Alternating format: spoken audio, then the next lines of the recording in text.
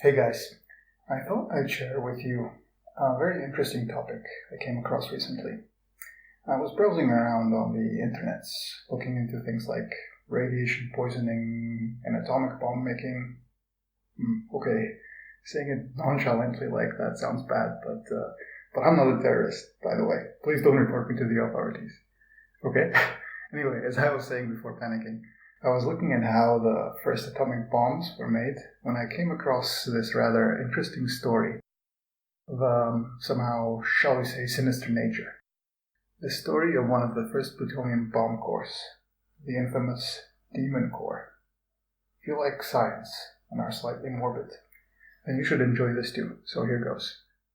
These events took place right after World War II. The US was the first country to build an atomic bomb. To do so, the American military assembled a dream team of the best scientists in the world as part of the Manhattan Project. The goal being to harness nuclear energy. Nuclear. It's pronounced nuclear. Whatever. Nuclear. The reason one has a nuclear arsenal is to serve as a deterrence. Sorry. Nuclear energy. Thanks, George. I won't screw it up again. But back to the important stuff. The Manhattan Project encompassed a number of research institutes, and there were many scientists taking part. But the most famous laboratory was at Los Alamos, in the middle of nowhere in New Mexico, sufficiently far from curious eyes. The goal was simple: to take control of the power of the atom and use it to build weapons. The first time the Demon Core struck was on August 21st, 1945, only a couple of weeks after the bombing of Hiroshima and Nagasaki on the 6th and 9th of August. Strangely enough, though the war had just ended, scientists at Los Alamos Laboratory were still busy working on more atomic weapons. On that day, Harry Daghlian Jr., a 24-year-old American physicist, graduate student with Armenian roots, was conducting an experiment. His task was to measure the critical mass of a 6.2 kilogram plutonium-gallium sphere, not just any sphere, the core of an atomic bomb, the Demon Core, back then lovingly nicknamed Rufus. Daghlian was testing how the critical mass of this core changes as neutron reflectors are stacked around it. So he was building a kind of a house of tungsten carbide bricks around this plutonium core. Well, as he was moving a brick into place, building the house, he noticed that the neutron meter was showing that if he were to add the brick, the plutonium core would go supercritical and a nuclear chain reaction would start, which obviously you don't want. Daghlian was about to withdraw the brick when it inadvertently slipped from his hands and fell right onto the plutonium core. Daghlian tried to knock off the fallen brick, but was unable to do so. He had to take off other bricks that were in the wall, all the while taking radiation from the chain reaction in the nuclear core. He received a dose of 510 roentgens. 500 is normally a lethal dose. He was hospitalized and died 25 days later. Now, a single accident can happen, but two in a row, that's just improbable. But the Demon Core wasn't done yet. Exactly 9 months to the date, on May 21st, 1946, Louis Slotin and 7 other scientists were conducting another critical mass experiment with the Demon Core. Now, Slotin was an expert physicist. He had performed the critical mass experiment at least 40 times before. He was known for his bravado, conducting experiments in his trademark blue jeans and cowboy boots. By no means a graduate student, Slotin knew what he was doing. He knew the risks.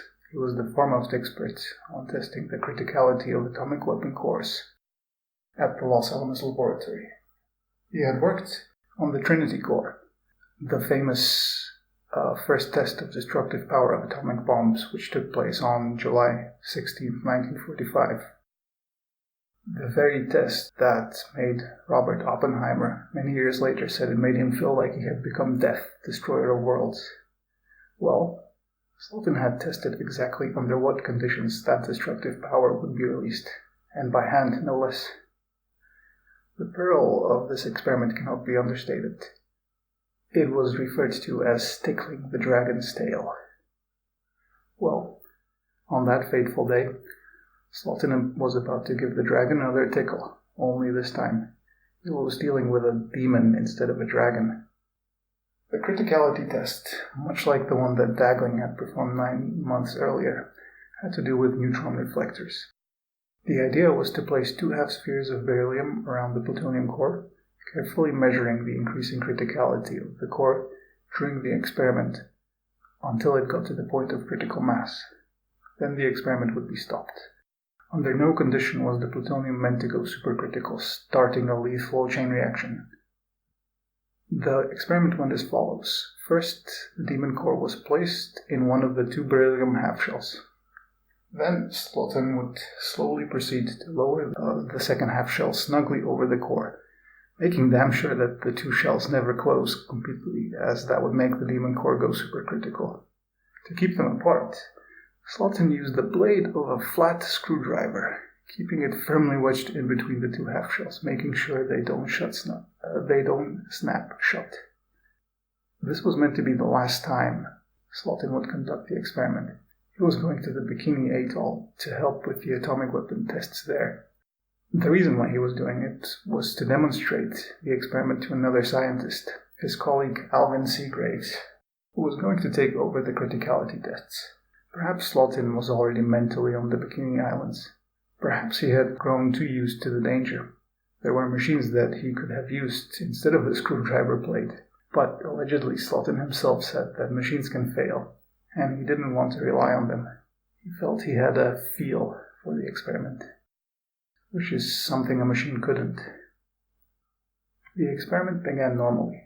Slotin and Graves stood closest to the core, which was placed on top of a large table in the center of a plain, well-lit room.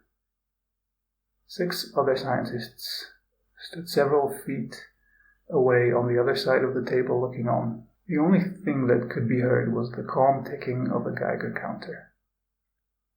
Slotin held the top shelf of the beryllium tamper in his left hand and was lowering it over the plutonium core.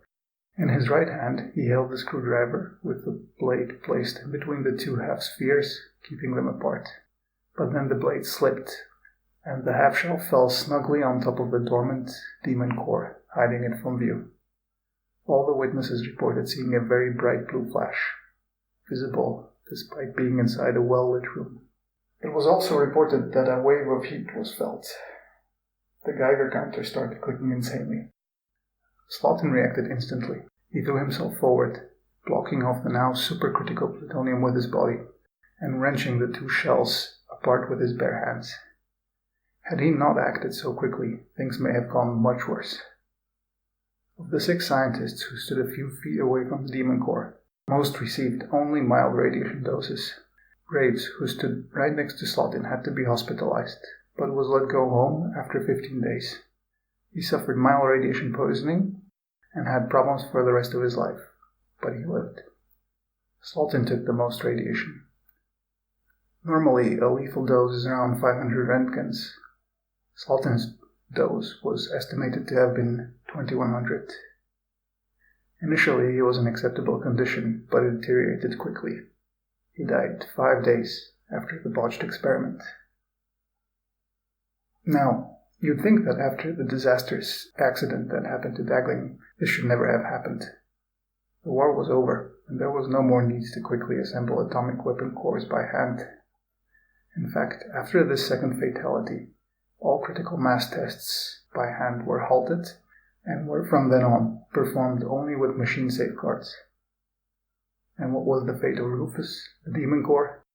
Well, the records I found don't agree on what happened to it. Most likely it was indeed detonated on the Bikini Atoll a few months later as part of a weapons test. However, supposedly it was instead melted down and made into other plutonium cores, so some could still be around to this day. If you found any of this interesting, you should check out some of the other much better videos made on this topic. I'll put links to some of them in the description section. Also, if you're interested in learning what supercriticality is, or what the purpose of these experiments was, I'll try to explain that in an upcoming video. Well, if you've stayed this long, thanks for watching.